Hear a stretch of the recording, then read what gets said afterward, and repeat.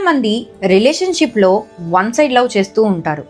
ఆ చేసేటప్పుడు వాళ్ళకి చాలా డౌట్స్ వస్తాయి. నేనేమో కష్టపడి నా లవ్ అండ్ ఎఫర్ట్స్ని నేను ఇంత పెడుతున్నా కూడా అవతల సైడ్ నుంచి ఒక్క చిన్న స్టెప్ కూడా వేయట్లేదే, లోపం నాలో ఉందా ఏంటి, నేను అంత అన్లక్కీ ఫెలోనా, ఇలా అనుకుంటూ చాలామంది లైఫ్లో స్టక్ అయిపోయి ఉన్నారు.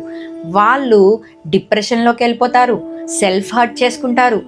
ఎందుకు ఇవన్నీ చేసుకుంటున్నారు? దానికి రీజన్ ఏంటి అని అంటే, వాళ్ళ మీద వాళ్ళకి నమ్మకం లేకపోవడం, వాళ్ళంటే వాళ్ళకే ఇష్టం లేకపోవడం.